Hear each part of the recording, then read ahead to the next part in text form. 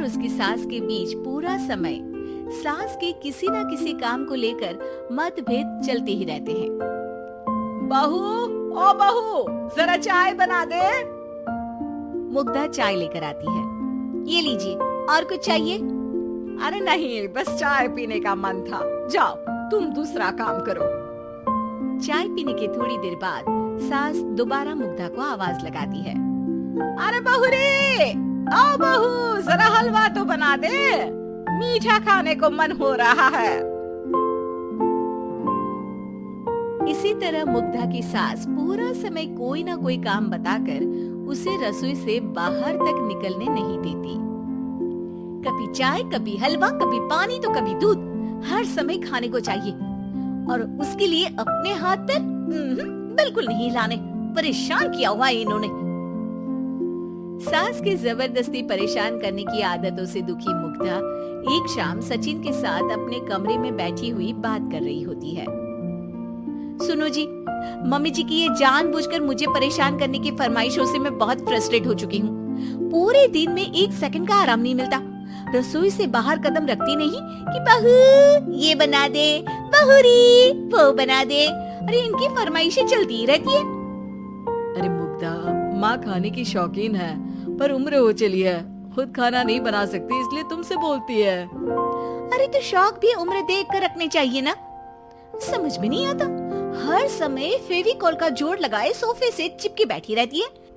इतना सब डाइजेस्ट कैसे हो जाता है उन्हें?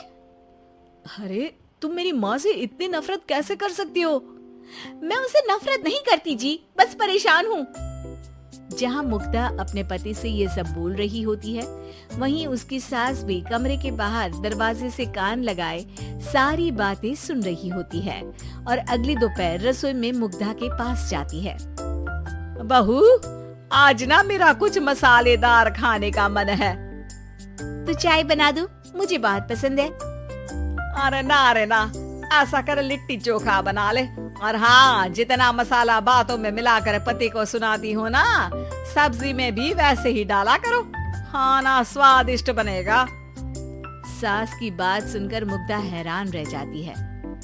मतलब अब पूरा समय मुझ पर हुक्म चलाने के साथ बंद कमरे में हुई पति पत्नी की बीच की बातें भी सुनती है?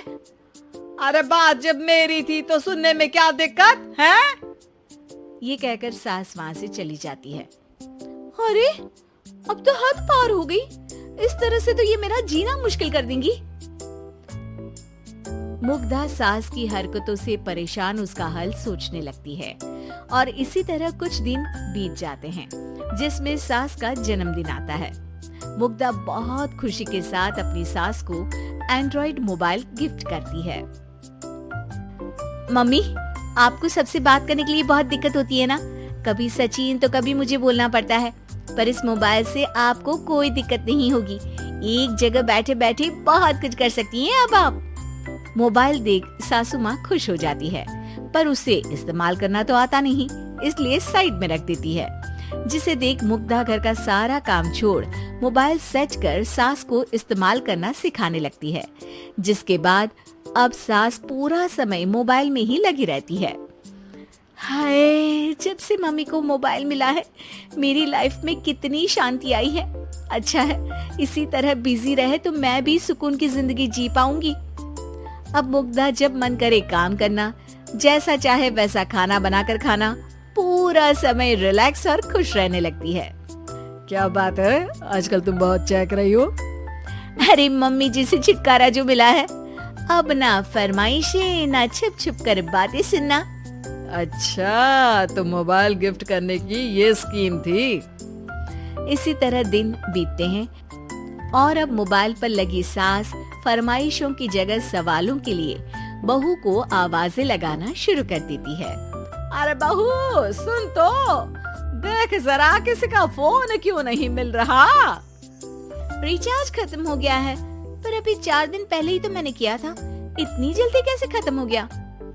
अरे मैंने कल तेरी कनाडा वाली मौसी सास से 3 घंटे बात की थी ना। क्या? इतना महंगा तो मोबाइल भी नहीं आया जितना महंगा इसका रिचार्ज पड़ रहा है। इसके बाद तो जैसे मुग्धा के दिन के 24 घंटे में से 20 घंटे सास के पास उनके मोबाइल रिलेटेड प्रॉब्लम सॉल्व करने की ड्यूटी ही बन जाती है। अरे मुग्धा, ये मोबाइल में अचानक तेरी मौसी सास की शक्ल क्यों दिखने लगी और ये तो हिल भी रही है। मम्मी, ये गूगल डुओ का वीडियो कॉल है। इसमें आप बात करने के साथ एक दूसरे की शक्ल भी देख सकती हो। अच्छा, ये तूने मुझे पहले क्यों नहीं बताया? अब बताने के लिए पहले नहीं बताया। इसी बीच सचिन भी वहाँ आ जाता है और सास अपनी वीडियो कॉल में बिजी हो जाती है। क्यों, सास बहू में क्या गपशप चल रही है? इसे गपशप नहीं, दिमाग का दही होना बोलते हैं। पर तुम तो मम्मी को मोबाइल देकर बहुत खुश थी, फिर क्या हुआ? हाँ, उसका सुकून भी कुछ ही दिन मिला। अब घर के टंटे खत्म हुए तो मोबाइल की टिंग टिंग शुरू हो गई। देखो भाई, कुछ पाने के लिए कुछ खोना तो पड़ता है। आखिर तुमने मोबाइल अपने फायदे के लिए ही तो दिया है, तो फिर सवालों के जवाब भी देने पड़ेंगे, क्योंकि जब तक उनके हाथ में ये फुथरू रहेगा, तुम्हारी लाइफ में प्राइवेसी और सुकून रहेंगे। कहने का मतलब है अगर इससे प्यार बढ़े तो दाग अच्छे हैं। अरे मुझे पहले दिन से ही पता है मोबाइल किस मकसद से दिया गया है। भूलो मत, इससे पहले मैं बातें ही सुनती थी। सास की ये बात सुनकर मुग्धा शॉक में और सचिन हंसता रह जाता है।